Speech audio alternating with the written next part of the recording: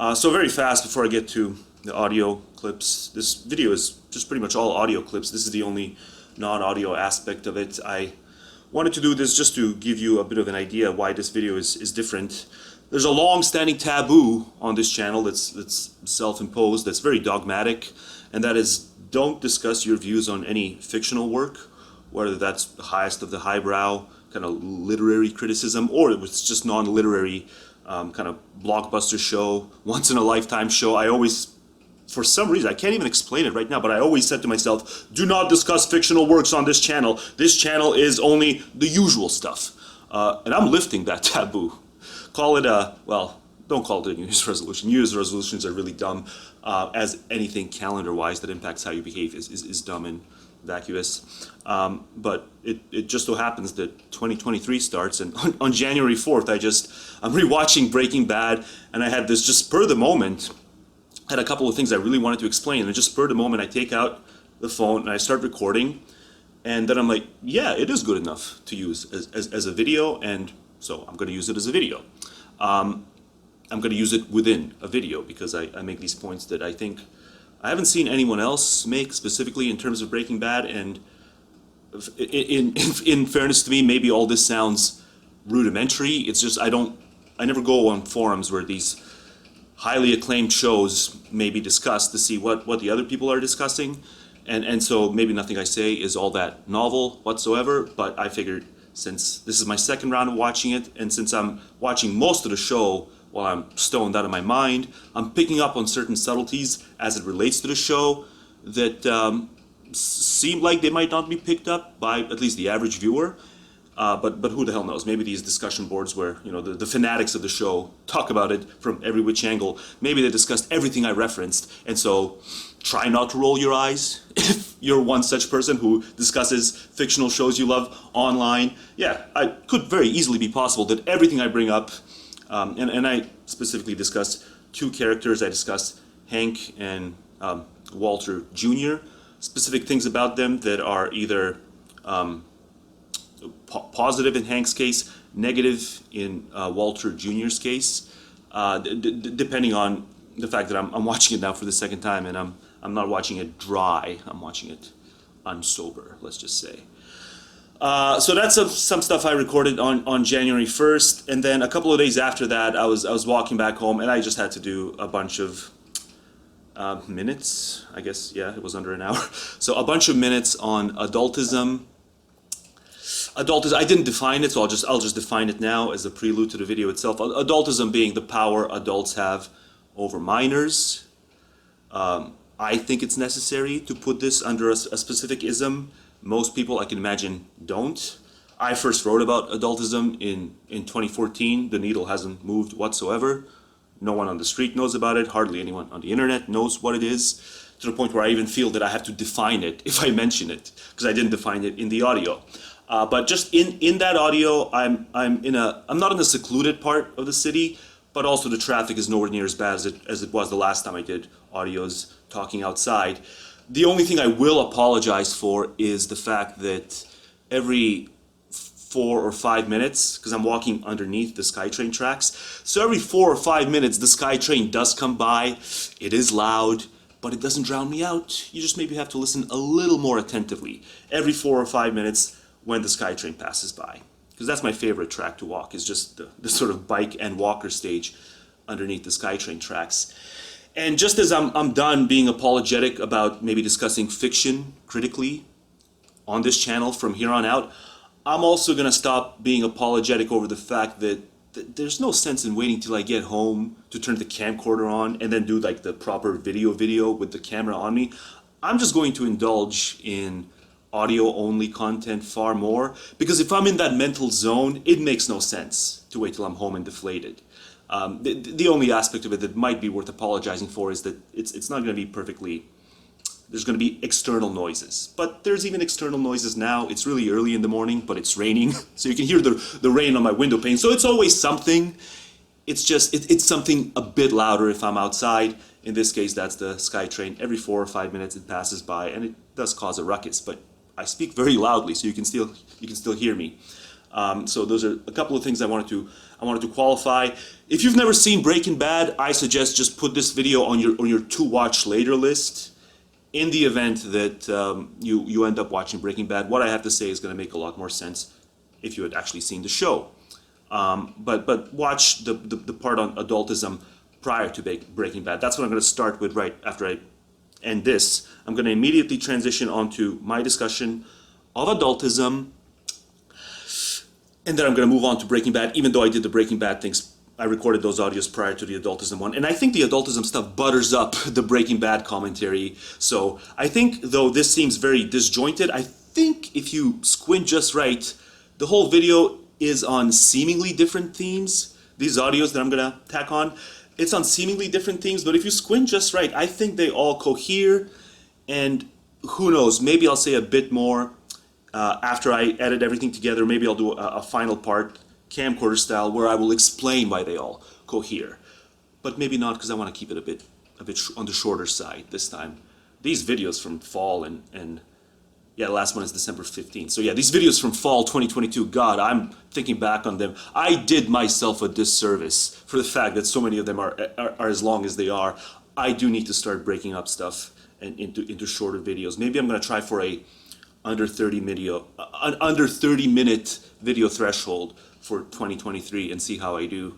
But I'm wasting precious time right now, so yeah, I better wrap this up very quickly. But I do implore you, if you haven't seen Breaking Bad, don't watch what I say about Breaking Bad in this video. Just pause it, submit it for a to watch later kind of playlist, and then return to it eventually, because I can't recommend any show more than Breaking Bad, seeing what I'm seeing about it on reflection, watching it on my second round.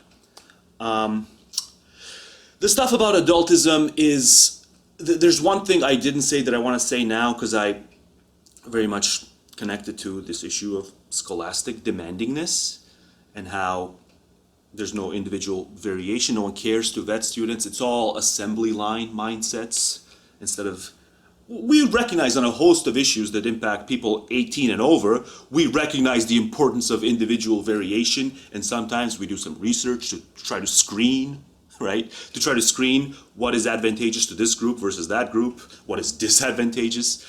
We do no such thing. So the vast majority of pupils who have to go to school as a compulsory deal. And so first I want to say that at one point in that audio I said, school is not even, compulsory schooling is not even advantageous in the dry educational sense. And that's not true. It stops becoming true if you apply it to students maybe 10 and under, 11 and under, 12 and under. There's that breaking point where I think school should not be made compulsory, because it, on average, is just not clear that it's advantageous to those people who have to keep going for whatever number of years. Here, the cutoff point where your parents don't get in trouble if you stop attending school is 16.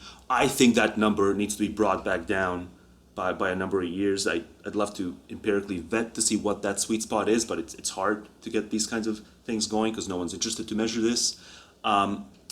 So I kind of overshot what I said in the audio on adultism. There's one brief period in that audio where I said school is not even educationally, I said very often, it's not educationally advantageous.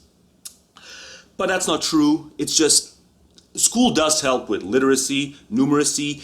It's just that I think that once you get past those two big ones, 10, 11, 12, and over, those benefits don't yield any kind of true, in the true informal educational sense. They're not a springboard to yet more education from there on out. It very much does yield net benefits educationally, 10 and under, I would say. I think it's very clear. 10 and over, that 10 to 13 window, I think is dubious. It needs more investigation. 14 and over, I'm willing to argue forcefully that it shouldn't be compulsory. So Canada, it's 16 and over, it's not compulsory, but that still packs on at least 3 extra years where you just drill into kids' minds that the compulsoriness aspect of it is connected to life net benefits for each pupil aspect, and that's just not a correlation anymore. I think when you study this, that's not what the paper trail is going to show. Because so many of these things that are springboards are these basic things about literacy and numeracy, and the average 10-year-old has acquired it. If you want to say not 10, then fine, take it to 12 or 13. And then there's these other kind of, I don't want to use the word gaslighting again because I just hate how overused it is, but it's not a stretch to use something in the realm of gaslighting when you see how people who are interested in this technical or vocational training, once they get out of high school, how little support they have from the federal government in America as compared to all the kids, all the youth who are after these 4-year degrees, university degrees. The federal government, a researcher at the Brookings Institute crunched the numbers on this. What's her name? Elizabeth something. I forget her last name now. But she's at the Brookings Institute. She's a fantastic researcher. She crunched the numbers on this. She found that the federal government helps individuals who are interested in the 4-year degree. Annually, what they invest in those people by assisting them to capture these 4-year degrees, it spends $164 billion per year. This has been constant for a good number of years now. Whereas for people who are interested in vocational technical training, they want to become plumbers, they want to become carpenters, they want to become these handymen. They don't want to work with their fingertips, they want to work with their hands. I'm not saying either of these things is any more or less virtuous than the other, by the way. I'm just here pointing out how just the deck is stacked against those who want to work with their hands as opposed to fingertippy style work, glorified admin style work in a lot of cases. And it's truly valuable work still to this day. So 164 billion annually to help the crowd that's interested in the 4-year university degree, 1.1 billion annually for the trades, vocational trades and various other technical mastery that's still very much in a necessity. There's a kind of fact, you got anytime you're dealing with a scholastic dogmatist who wants to say there's nothing to see here and I'm the extremist radical here for saying we ought to think about, rendering school, the compulsory element of school, that cutoff point should not be 16, it should be 13, 12, 11, arguably 10. There's nothing fair about this. There's nothing fair about this in terms of our priors. If we had anything resembling healthy priors, this gap in how much the federal government invests in those who are interested in the vocational end of things, the fact that it's 1.1 billion compared to 164 billion, this tells you all you need to know about how messed up people's priors are. And it's not just a lack of the vocational group having less in the way of special interest groups and the university group having far more in the way of interest groups. This cuts down to just attitudinal drift. And it's a travesty. And so I had one more qualifier here, but I can't remember it. And I fear that I've way overshot my 30-minute per video threshold by talking about this for so long. So I think that other qualifier, I'm just going to have to make it at some other point because I can't for the life of me remember what it is. Now I remember. God, it's definitely going to have to go into this video. It's a perfect personal anecdote to explain why. And I think a lot of you might be able to identify. So here, this was the case with all tests, but it was the worst when it came to the final exams, because it's not just that you had the exam amongst students within the classroom. No, they would bring the whole grade down to the gymnasium to all take the final exam at the same time, crunched together. Crunched because though it is a gymnasium, there's a lot of, each grade had numerous, certainly over 100 pupils. And so that's the environment, just to give you a bit of a snapshot, that's the environment for tests with a lot hanging on them. Tests, exams with a lot hanging on them. The final exams, the midterm exams, all throughout high school, we did them in the gymnasium. It's one thing to do it within the classroom where there's other kinds of distractions, but then those distractions for me just exacerbate. But before I explain why, I just want to say that also, at least for those multiple choice components of the test, which I think if I had to put a percentage on it, it was 80 to 90% throughout high school. All examination of you came in the form of multiple choice. And the problem with that is, I don't have a problem with that in principle, but the problem is if all you get back is the ABCD circled sheet, and then there's lines, little red lines signifying the questions you got wrong, that's not at all informative if you don't also get the paper listing the questions themselves so you can see where you did wrong. I didn't care enough to protest as a teenager that they would only give you back the circle sheet itself with the ABCD letters and then red line the questions you got wrong without the question sheet itself. But it low-key bugged me.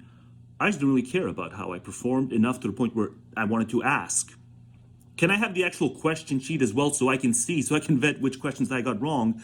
I should have done that because it's essentially telling you you did well or mediocrely or poorly without giving you a chance to see. Because even the students who did well should be curious enough to see the few questions they got wrong. And unless you have an encyclopedic memory to the point where you can remember which question was what, just along the lines of numerically, you're not going to know where you failed, well, what questions you got wrong.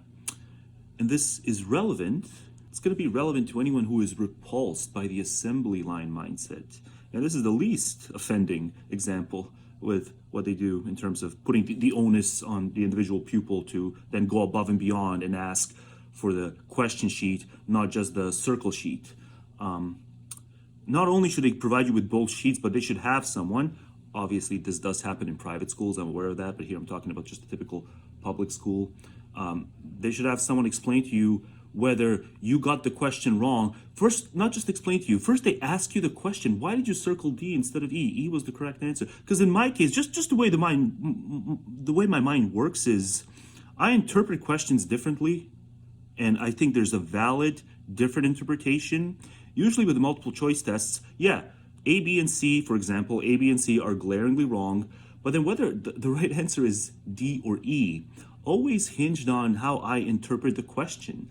And I'm not going to apologize for having this. This is actually something that is in philosophy very much rewarded and encouraged, is you can interpret a specific kind of sentence in a way that lends itself to two different answers based on how you interpret the sentence. This is not rocket science to be able to do this. You're not figuring out some kind of, you're not setting new ground. You're not a trailblazer. But it is something that they will, and again, I'll use the term, they'll gaslight you and make it out as, and not just the staff, the teachers, but this is something even my friends bought into. It's like, no, you're an idiot. This is the way you were supposed to interpret the question, and therefore D is right and E is wrong. But then just the more I look back, the more I realize that maybe this is just kind of me overdosing on philosophy, but it is the mark of a superior mind to struggle to see how D can be right if you interpret the question this specific way, and how E can also be right if you simply interpret the question in a different kind of way. And this is not to say that the questions are deliberately vaguely worded, but I just think that they kind of get you to be a drabby thinker by convincing you that it's just so crystal clear that D is right and E is wrong. And what exacerbates the problem is just the fact that they don't give you the damn question sheet itself. They just give you the raw number sheet, and they put the onus on you. And I don't even know if the onus is on me, in the sense that I don't even know if they would have had those question sheets still stacked physically in the school. Those may have just been done away with by the time they gave us the answers. Sometimes the answers would take over a week for us to finally get them. And this is after major high stakes exams like midterm and final end of year exams. And just so often now I'm having this second lifetime of confidence, second born again confidence. Looking back at how often I struggled, I knew when it was this multiple choice with 5 options, I just so obviously knew 3 were wrong. And then those 2 that are almost meant to be controversial, they want to trick you into thinking the problem is on you. And if you truly studied your material, you would know that, yeah, it's only slyly controversial, but if you know your stuff, you'll know which one to pick. But it just comes down to just this interpretive drift based on the kind of mind you have. If you have a creative mind, you should not be discouraged from thinking through with your creative mind, as opposed to with your almost kind of a commissar-like bureaucratic mind. They encourage good test taking. So much lends itself. It lends itself so much more to that bureaucratic ways of thinking, of knowing, than with the creative and artistic, and ultimately philosophical. With how they want to just be, they're so reductive in getting you to clamp down in your alternative interpretations of questions. I refuse to yield back then, but especially now. And so it's just this assembly mind kind of disrespect, and it's especially disrespectful. Going to bring it back to the fact that they all had us take it into the gymnasium. What would happen is I'd be doing fine up until about the midway point of the test. I'm kind of self-pacing. Everything is self, right?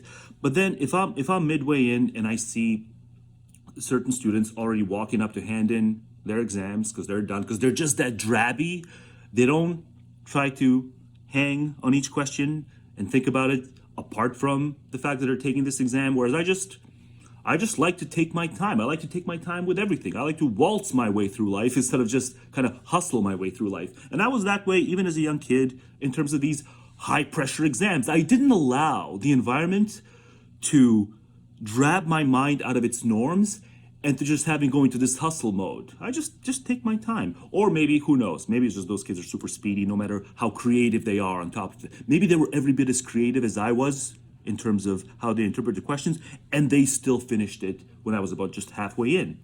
The problem is when I start seeing that, 1, 2, 3, by the third or fourth kid who hands in their questions that I've got ways to go, I just start unraveling because I just start being annoyed with myself. And so that's the other aspect of it. Like if you really want kids to do their best, you gotta think about kids as having these different cognitive styles and these different personality profiles where you just take so many things for granted in terms of the uniformity of the mind by thinking that no one's going to be bothered by the fact that they're X into the test, and yet other kids have already wrapped up their test. And so, likewise, I can't think back now clearly enough to when those red lines did appear, all the stuff I got wrong. I can't vouch for the fact that it was very frequent where most of the reds were in the latter half of the test for me. But when I think about these pacing issues, absolutely, I had to artificially pick up my pacing after that because I had started unraveling and then just thinking about all these things that had nothing to do with the exam simply because I was forced to see students who were super fast hand in their exams way before I was about to hand mine in. And that just distracted me. And then that caused me to have to artificially start hustling. And you just didn't get my best. You would have got my best if I was allowed to be insulated into my own little cubicle with no distractions in terms of how other students are doing, and that I could just self-pace the whole way through. And so I'm speculating that most of my errors clustered in the latter half of the exam. I can't say for sure because it's just been that long, but there was an exam earlier this year, occupationally, that we all had to take and they all had us take in this same kind of clustered environment. And I saw the answer sheet following it once they graded it. And absolutely, there were people who, it wasn't that I was halfway in, but maybe I was 2/3 in. And then the fastest test takers were starting to hand mine in. And I absolutely saw that it did happen. This was mid-2022. My mind still works the same way. I had very few errors, and it was in that final 1/3 after I had seen my colleagues who finished the test very quickly. That distracted me. That set me off on my own thing. I started philosophizing. I started going into ideological rage mode, that I was even into this.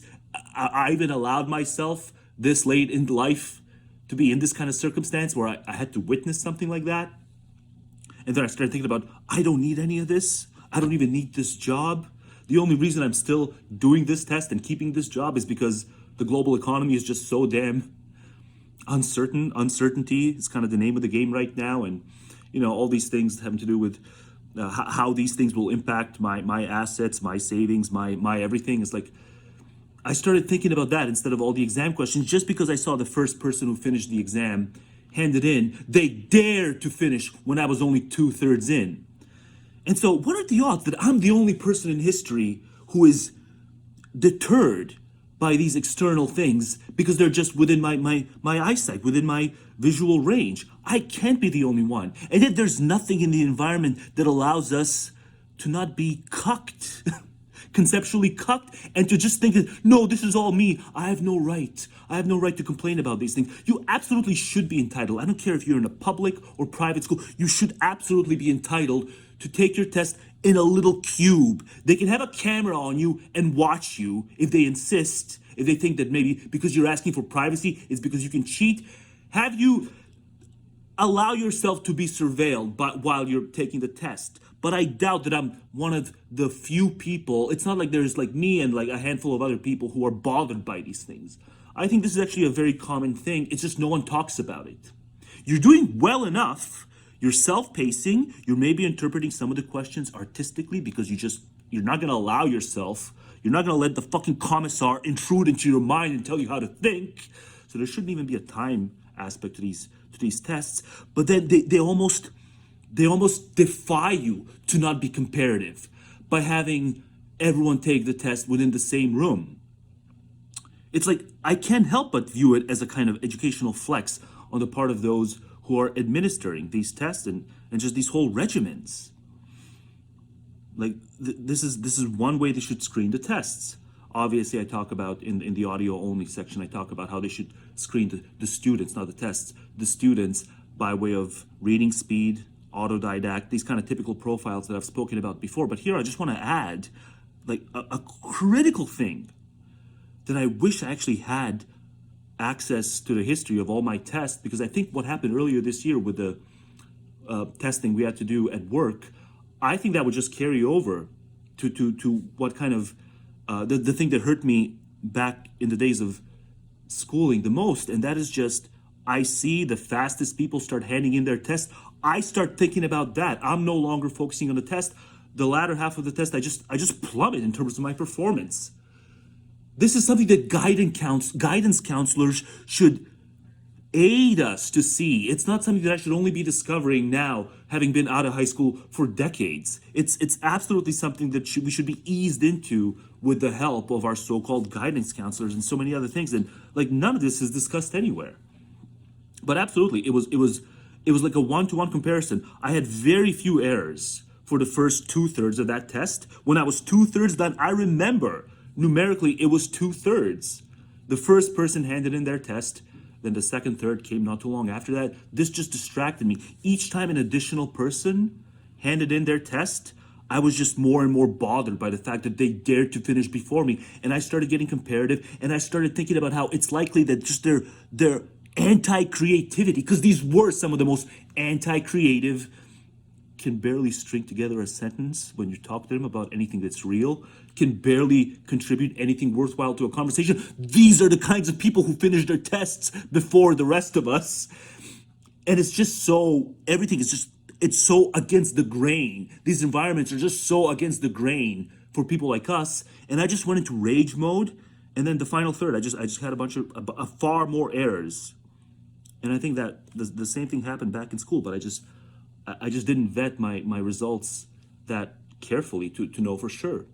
But if I had to speculate, that's what hurt me the most. It was just they wouldn't let you think far enough ahead to have you realize that if you had been insulated into your own space, you could have performed better on the test. If you're anything like me, and I highly doubt there's only a handful of people worldwide who are like me. No, I think there's millions of us, and it's goddamn disrespectful that we allow ourselves to be reined in on. It's even self-disrespect. It's not just that I'm disrespected by the system. I self-disrespected because I'm only now realizing that it wasn't on me.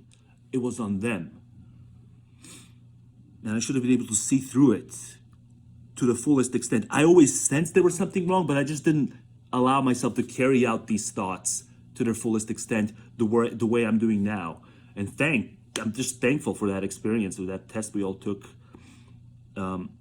as a team at work a few months ago, because that just allowed me to connect these dots together. And think about all the people who have lived and died and gave themselves flack for underperforming, where it could have just been that they performed well and most of their errors clustered in that bottom half because they were forced to see other people hand in their tests. Like, there's so many other things like this that no one allows us to think about. No one gives us a little bit of an edge to get there. We all have to get there on our own.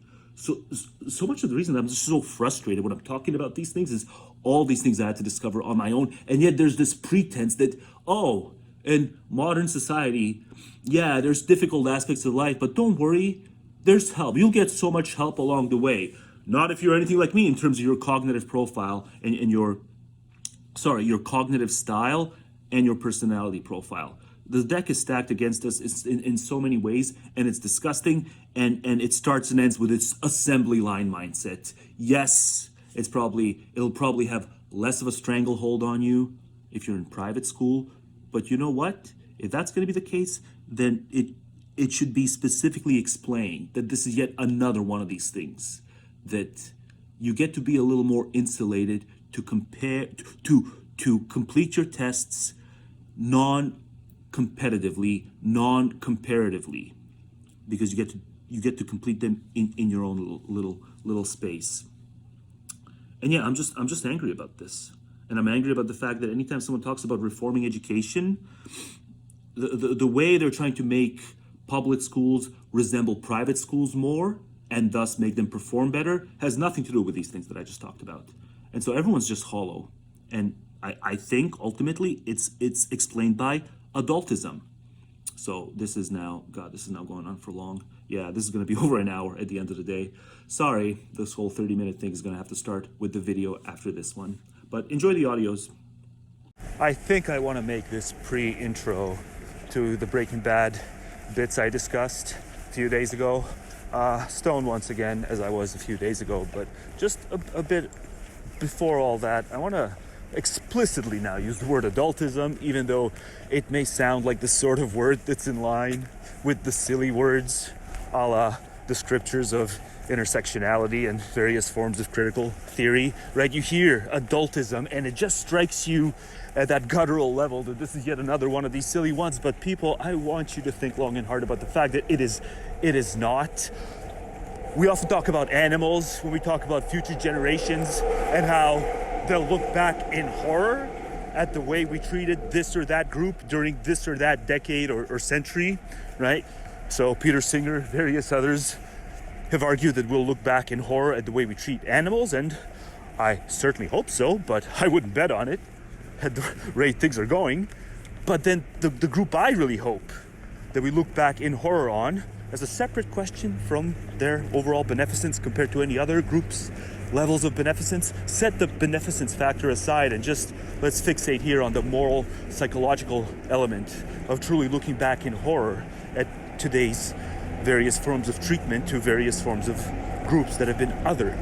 There's another kind of gutturally silly word, othering, but I don't want to throw the baby out with the bathwater on this. And so vegetarians, vegans, and various forms of animal liberationists and welfareists have said we'll look back in horror when we look at the way we currently treat animals. Pigs, cows, chickens, so on and so forth. What I really want to emphasize that I don't think has been emphasized by anywhere near as many serious people is our hopefulness. We should all hope that several generations or centuries from now we'll have recordings of how we treated children in the modern day, and this will absolutely horrify our descendants. At some point in the future, don't want to put a precise number on it, how many decades or centuries, ideally it should start effective immediately, but we know it won't. But we should hope that it does at some practical point in the future if enough decent deliberation is allowed to take place. The fact that we send children to schools 5 days a week for 6 or 7 or 8, depending on how the breaks are structured and how long they are, 6 or 7 or 8 hours a day, 5 days a week. Throw in working Saturdays. There were a quasi-normal phenomena in Serbia when I was coming up. And then on top of all that, homework from various subjects that takes at least an hour per subject. If you do all your homework assignments, 5/6 of your waking hours, around thereabouts, 5/6 of your waking hours are going to be devoted to scholastic work, which is in no serious moral or prudential sense shown to be advantageous to the individual. And very often it's not even shown to be advantageous in an educational sense. Not credentialist sense, but a true educationalist, informally measured the same way as formally, a true educationalist standard. At least for certain people like autodidacts, these children need to be screened. I say that as an autodidact myself, but no one cares about this. Certainly, students need to be separated from the outset. A big factor is if you're a speed reader, you just shouldn't have the same load of homework as a kid who reads 3 or 4 times slower than you.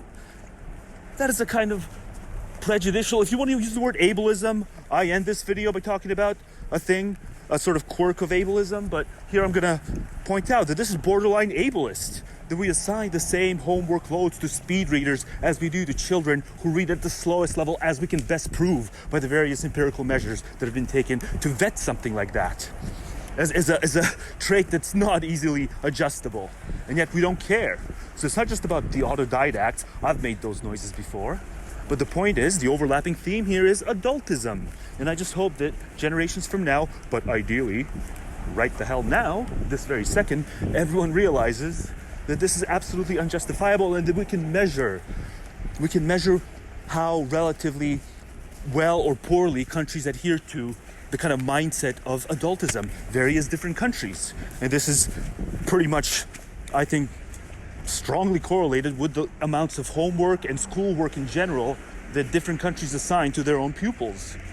Countries with their own functional public education systems. Starting from the US, Canada, all the way throughout Western Europe and to largely Eastern Europe, depending what's going on right now in those begotten regions of Ukraine. But I don't want to spiral off into Ukraine right now. I said this was going to be a 20-minute video, but that is turning out to be wrong because I've spoken now for several minutes, so this is definitely going to be over 20 minutes at this point, given what I've said now.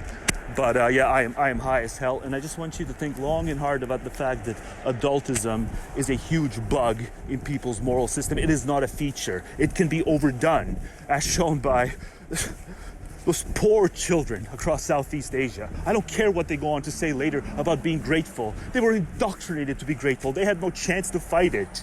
Like most people stuck in the dark ages had no real chance, no plausible, realistic chance to fight the dogmas of their days because they just didn't have anything like a manual for it. The domineering figures forced it on them. And that's what's going on right now in worse cases. When I remember speaking to my old friends, a few of which were Russian, most of which were at one or another part, hailed from one or another part of Southeast Asia. These were horror stories. These children, it was more than 5/6 of their waking hours that they spent. So we can measure this by how many hours a day do these so-called mandatory tasks take up each average country's pupil's time. This can be investigated. And each country should lighten the load, scholastically. So I'm rewatching Breaking Bad. I blazed numerous times since I woke up this morning, but I'm rewatching Breaking Bad. It's the second round I'm giving it. First round was between 2014 and very early 2015. And then I hadn't seen any of it till a couple of years after the 2019 movie came out about Jesse's follow-up story. I watched that. But aside from that, I hadn't gone back to Breaking Bad until a few months ago. And so now I'm in season 3 of my second round of watching it. It's such a fantastic show, especially when you're high as you watch it. God, I want to be more than high on weed when I'm watching it, but I only have weed at my disposal because I'm too lazy to follow through with any of the alternative plans to get something beyond weed. I'm too lazy for that as of late, and maybe demotivated. But anyway, it's really fun watching it, and it's really striking watching it when you're high, because the first time I watched it, 2014 to 2015, I hadn't been high at all during any episode. I watched it in about a span of 5.5 months, and I'm pretty sure, because I had just done weed a handful of times prior to that, so I was never high.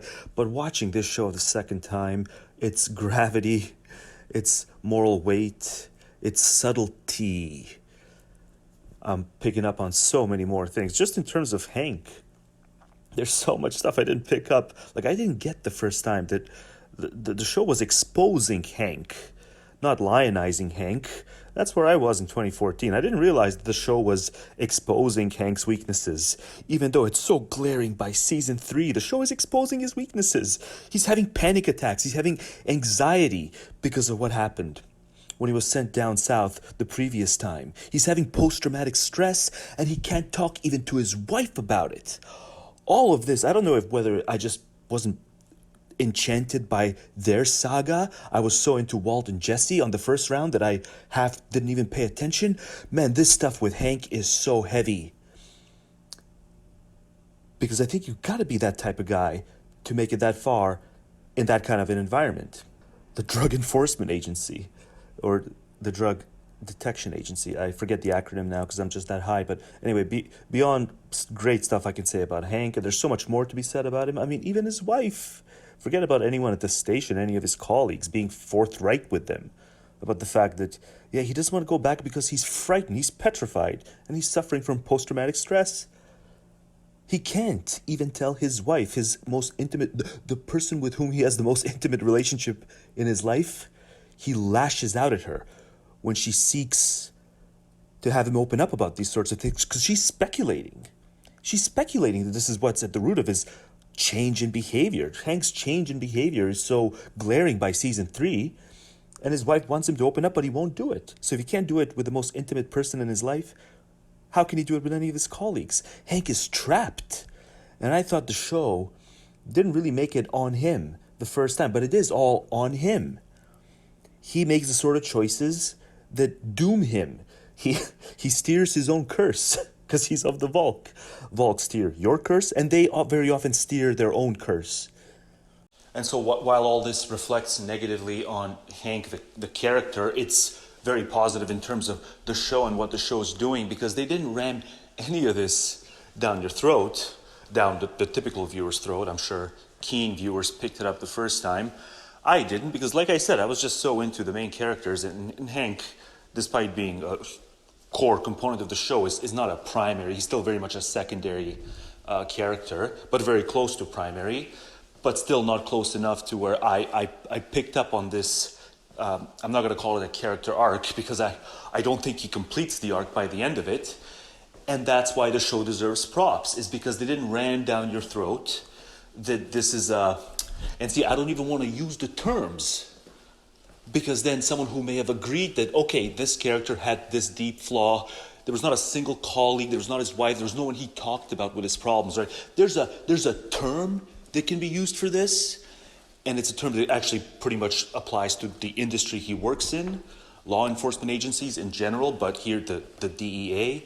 And I'm not going to use the term, but you can fill in the blank. Like, what was Hank's main problem? It's very, very much partisan language, and it's now kind of culturally valenced. If you're like kind of knee deep in blue American culture, you're going to have that takeaway. Whereas if you're more partial to kind of red Americana, you may agree that Hank had this problem, and that it's a shame, and that he really should have felt like he can talk to at least his wife, but even his colleagues about it.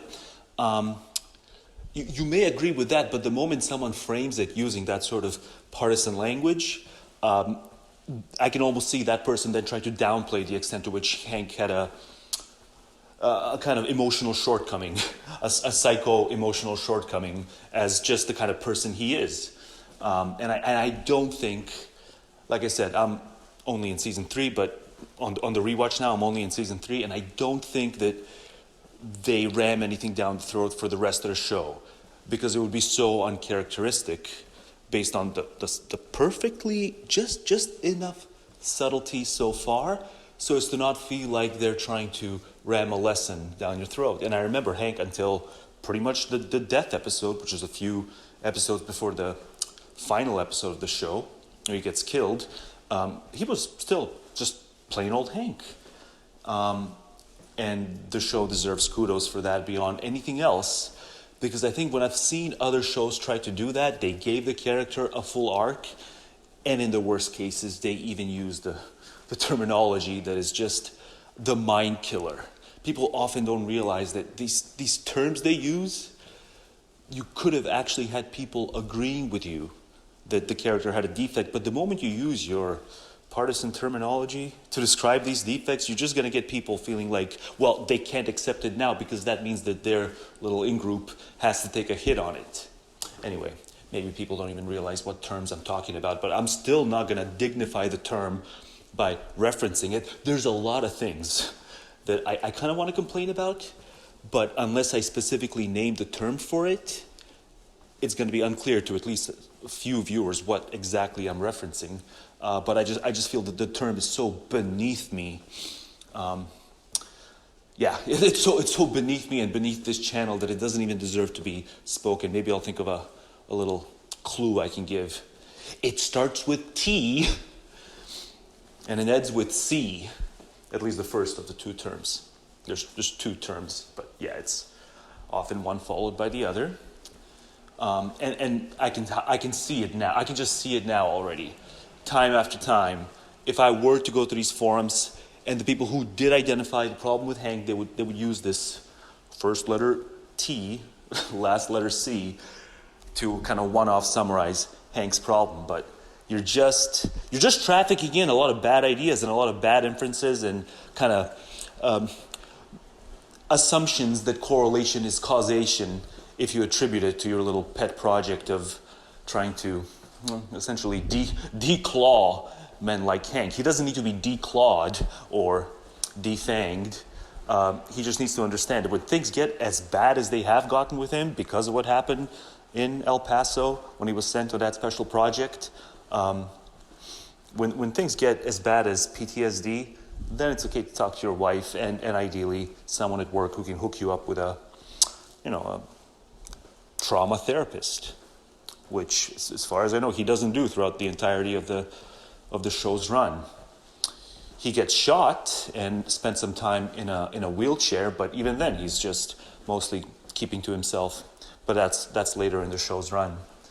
And I think that this is why he advanced as far as he did in the DEA, is because he wasn't a whiner. And this does get perceived as just being a whiner. If he had immediately come back and said, I don't ever want to go back to be deployed in that part's just a little too rough for me, he would have suffered reputationally within his industry. That's just how the industry is. The other term I can use is old boys club, and that also has enough of a partisan valence so that I shouldn't have even uttered it. But yeah, it's an old boys club, the mentality for that. And that's a cost benefit. If you want to play hard, you're going to suffer hard as well. I didn't realize that I would go into the Hank thing. I thought I'd go into the Walter thing right off the bat because that's what motivated me to do the audio. So Walt and Skylar have just formalized their divorce. And it's just another instance in the show where they're being so protective of Walter Jr.'s feelings as it relates to their relationship. And it's so over the top. And this is a cultural trope. And it's almost as bad as ovarian protectionism that my last 3 gender videos. It's case after case where I'm exposing different types of ovarian protectionism that we all just acclimate to in society. But this, let's be on our tiptoes as we break to Walter Jr. that mommy and daddy are getting a divorce. This is a 16-year-old. His biggest problem ain't that. His biggest problem is that he's a gimp. I mean, I don't mean to be cruel. He's a sympathetic character, and he's a nice kid who did that fundraiser site to have the funds go into Walt's medical treatment to battle the cancer. This is a great thing the kid did for his dad. So it's a great kid, but he's 16. And this idea that any 16-year-old, we got to be that tiptoy when it comes to the status of mommy and daddy and their relationship, how much they love each other or not, this is just so barfy. It's my least favorite part of the show. The show is very homespun in this respect. And more than homespun, if it's merely homespun, then I could forgive it. Few shows can avoid being that way, at least in few respects. Okay, a few nihilistic shows like Family Guy can always avoid being homespun, but very few shows are going to be able to pull that sort of thing off. You need voice work to pull that off, first and foremost, and a cynical enough staff of writers. So I'm not blaming a show for being somewhat homespun, but this thing with Walter Jr., this is mawkish. And usually these sorts of mawkish things, are easier to digest when you're really acclimated to ovarian protectionism, and that's why they occur most of the time for female characters. When it's a male character as old as Walter Jr., 16, it makes the mawkishness intolerable. His actual problem is his deformities, and the idea that we're not going to really center the character around that. The character is obviously, he's going to end up having all sorts of shortcomings because of his disability. And yet, that's not... the show wants the viewers to feel the worst for him on an emotional level, as opposed to a dispositional level. And I think it does a disservice, because how often do you see a show where someone in that condition is one of the main characters? Walter Jr. is one of the main characters. And so what actually ails him the most, his disability, is not the thing that should be overlooked the way it is, because so many of us want to be invested in him as a cheerleader for the relationship of Walt and Skylar, of mommy and daddy. But that's just not the reality for 16-year-olds, especially 16-year-old males. And it shouldn't be in his case. Right now, he should be feeling the weight of his disability the most as a 16-year-old. And yet, that's not where the character is being taken. And it's striking when you're high. Maybe it's when you're just watching it in a dry zone. You'll only be upset by the fact that they're turning him into a mawkish, almost romantic idealist, like a familial romantic idealist. A lot of this is cultural. We idealize romanticism that goes on to form a family. So it's a specific kind of triangular thing with the two parents and the child. Yeah, I just coined it right now. Familial romantic idealism. That's kind of what runs the world. At least that's what most conservatives would say, social conservatives and various tradcons. And we should all be romantic familial idealists. And that kind of mindset, I think, is why we even see a show that is as based as Breaking Bad devolve into mawkishness around a 16-year-old handicapped male, instead of focusing on his actual problem and being even more based as a result of focusing on it. So, yeah, I cannot tolerate this specific instance of mawkishness, and it is because I'm taking it to a deeper level, because I'm just watching it when I'm high. And so I advise you, if you watch this show, you're going to feel it so much more potently if you watch it under the influence of something. I don't know if I can vouch that that something can be anything, but of the things that I've done, if it's a hallucinogen, if it's standard, well, I don't need to go down the list, but yeah, everything I've done enhances artistic and even cerebral aspects of my mind. It can be the most drabby day, and all I need is just a mini puff, and I step outside and I'm waltzing. So if it's applicable to just having a walk when the weather is as dreadful as it is, but you don't feel it because you just puff minimally, it just really does improve the tenor of life. I don't know anyone who, unless they have some sort of pre-existing addictive propensity, okay, then I would caution them. But I think I'm going to turn this into a Breaking Bad related title, into a different kind of thing where I'm just going to advise everyone, if you're straight edge, it is overwhelmingly likely that you've just bought into a dogma. And I say that as someone who had been strictly, and I mean in the strictest sense of the term, straight edge up until 2010. This is well into my 20s. And I was straight edge, and I had to start drinking coffee. So I broke away, I guess you could say nominally, from being straight edge as recently as 2010, simply because I had to start relying on coffee, or I was just going to fall asleep at work. Because at that point, I knew that I was a night owl at heart, and that I was going to be far happier working overnight shifts as a regular deal. Even if they begged me to come back on the day shift, I was just going to toe the line on this and not let them, because there's just so much deception and so much arbitrariness and so much excessive bureaucratic rule that I don't have to undergo firsthand. Maybe I have to undergo it in email exchanges, but I don't have to be there present for it if I'm working the night shift.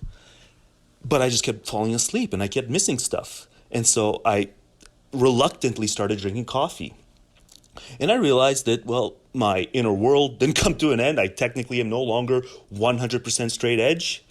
And coffee is pretty cool. I start thinking more sharply. And I had felt just kind of weighted down by life prior to that. But I've been drinking coffee consistently ever since 2010. And then it wasn't until 2013 that I had a single puff of weed. Things changed, but I don't think I had a takeaway, whether it was a good or bad experience. I didn't really think about it. I think I was still blaming myself for going as far as weed. And I felt that, okay, so this is a step-by-step thing. First you rationalize coffee, now you're rationalizing weed.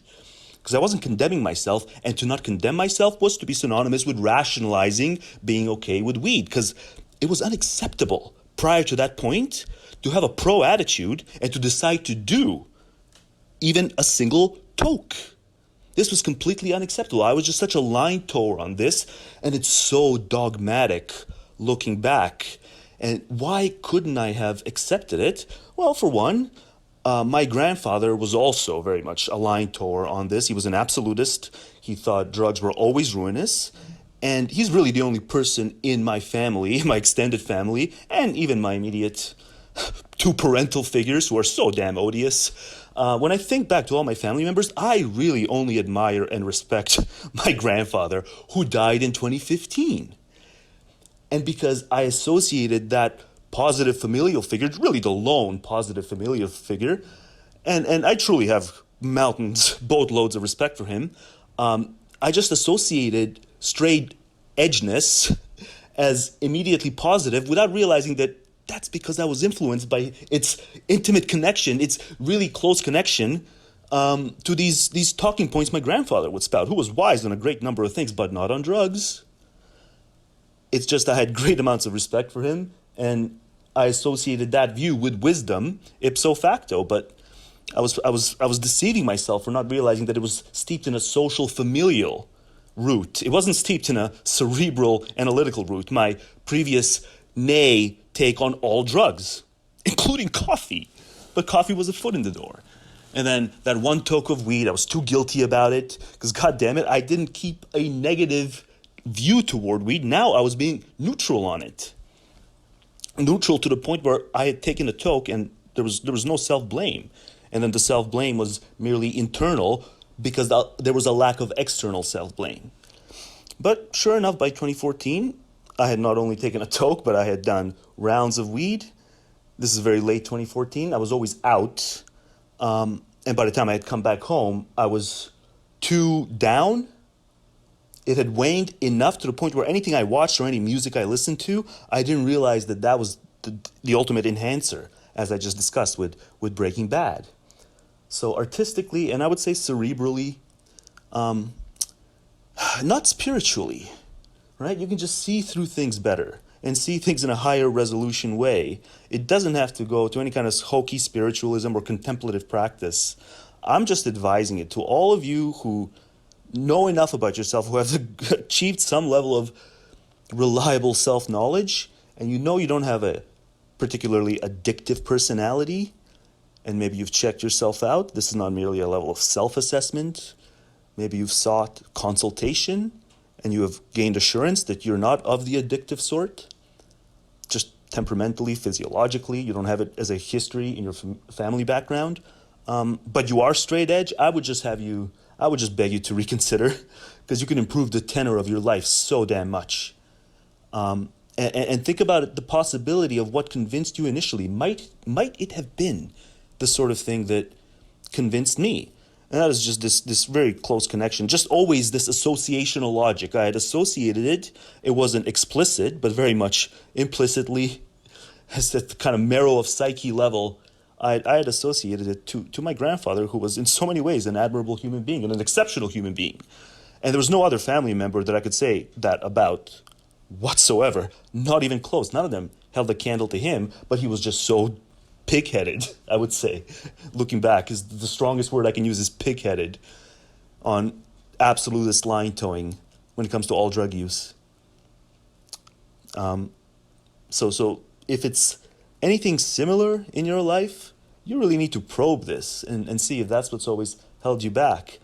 I think there was also, I wanted to project this kind of aura of being straight edge as a intellectual identity, because then I can maybe self-inflate intellectually, because drug use is very easy to associate that culturally with indulgence, because a lot of people are overindulgent, and they do drugs in the process, but that's mostly alcohol, which gets a pass for arbitrary reasons. And so I wanted to project this aura of self-discipline and thus self-intellectual inflation. So it was just an intellectual shtick that I wanted to project onto the world. And I haven't really grappled with that until a couple of days or so ago, when I was, ironically enough, high heading back home. So I thought about admitting it in an audio, because by admitting it, maybe, and especially if I choose to upload this on YouTube, which I think it's shaping up to be something that I should do a solo video on, just telling people not to be straight edge unless you have very particular specific reasons to think that it's too risky not to be. It's prohibitively risky to be anything other than straight edge. In that case, okay. But also, understand what I said a second ago, it really is arbitrary that so many people who do alcohol and still brag and think it's interesting to hear themselves brag about doing alcohol on a weekly or daily basis. These stories, there's young people at work, there's still, they tell these stories thinking it's amusing that their friends were passed out on the toilet from drinking too much and barfing on the toilet and needing to be dragged onto the sofa. Like, I don't want to have to hear these stories. This is all ignoble behavior, right? Whereas if you do something other than alcohol, which, by the way, I never touch alcohol, you do something other than alcohol, your stories are going to be a lot more illuminating and a lot more radiant. And you can reflect on things better and experience one of the greatest shows of all time, Breaking Bad, in a very different, deeper way. I don't think you can do so if you watch it piss drunk. And yet it's such a taboo in my industry to talk about pot, but people freely talk about their, their friends, but I would assume that they're omitting how pissed they were themselves, because, of course, it's easy to omit these things. So I just wanted to close in on that. Don't be straight edge. Enhance the tenor of your life. Don't underestimate the extent to which social dimensions arbitrate on this, and it's not independent thought. Social dimensions and perhaps some sort of egotistical, self-driving motivations on your part, like I had. This was ultimately egotistical, that I wanted to project a specific type of strenuous, beyond hallowed grounds intellectual identity by way of my straight edge lifestyle. It's like, can't touch this. It's like, no, that's bullshit. So this is a very short video. I think I'm about done. I blazed and listened to it, and yeah, it'll be nice to have a video at or under 20 minutes. But before I finish, final question, because there was one really, really morally distasteful part in this video. I am embarrassed that this is how my mind works, but when I do stream of consciousness videos, you really, one form of a good punishment is to have the way your mind works just be broadcast publicly. At one point, I did something here extremely morally distasteful. And the quiz, pop quiz time is, can you identify what part of the video that is? Would be very curious to see how many of my viewers can pick up what morally distasteful thing did I do. How could I possibly do something morally distasteful when I'm just talking? I think there's some ways to. So pause the video now because the reveal is coming up. I figured I'd leave it out, but in second thought, I'll just conclude the video by pointing out what it is. But pause it if you want to think about it more, because I'm about to reveal it. 3, 2, 1. The morally bad thing I did was I called Walter Jr. Gimp. Now, in my defense, I'm stoned, but at the same time, listening to it back on reflection, even when I'm stoned, stream of consciousness recording, I should be more cautious than to use. I don't think most people view Gimp as badly as they would a ethnic slur or anything like that, but it is clearly, it's ableist, if anything. and I'm going to keep it in. I mean, I wouldn't keep it in if I thought that it was as bad as an ethnic slur or one of these beyond the pale slurs, because then I just risk having the video taken down. But I think GIMP is nowhere near as bad, and I didn't use it to hurl it at any given individual. This is a work of fiction, and I wasn't even hurling it at Walter Jr. I like the character, but I did offhandedly use the term. And so it's not exactly for expository purposes, but nor did I use it to hurl it at the character. So I don't think I'm in trouble in terms of the video being taken down as a result of it. So I want to leave it in because what I'm doing here is so unique. I'm not morally pristine enough to the point where my consciousness doesn't even go there. And certainly if my consciousness goes there when I'm recording something, you know that my consciousness goes there. My stream of thoughts goes there when I'm just thinking. And so you don't see this very often. You don't come across individuals who both recognize that it's bad, but still do it. Certainly when I'm recording it, if I do it far more often when I'm not recording, when I'm just thinking. And I think this is a sweet spot of sorts. I think it takes a humorless person, or at least a person who is nowhere near as prone to humor as I am, to get to the point where they can't even think it, much less speak it habitually. So to get to that point, like, you gotta be a humorless drone, and that's bad. But also, the opposite extreme end is the sort of person who, once they use it, then they can't be analytic about it and really reflect on the fact that it's something that really shouldn't be used. And so I'd just like to see more people be this way. It's like, yes, they're maybe not perfect, morally speaking. They can lose themselves in the moment, but then they just do a tack-on commentary after it and point out that, yeah, I said it, I shouldn't have said it, but it's good. It's good that, and I don't want to go off on this whole tangent now, but I think this is ultimately close enough to the topic of pronouns and dead naming and stuff like that, because it is in the interest of people who want you to use the specific kind of names or gender pronouns that they now identify with. It's in their interest for you to slip up in the heat of the moment, because then they actually know how you perceive them.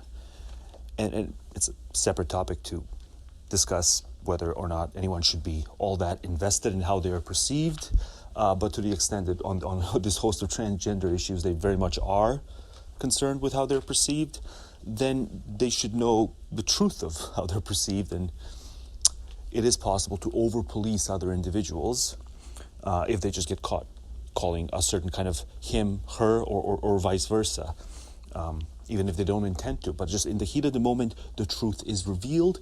And I think that's, I'm not going to say it's advantageous, but it's not necessarily disadvantageous to any given individual who is really that invested in how they're perceived, whether it's by strangers or friends. As long as it is not done in this juvenile way where you're deliberately misgendering someone or dead naming someone to get a rise out of them.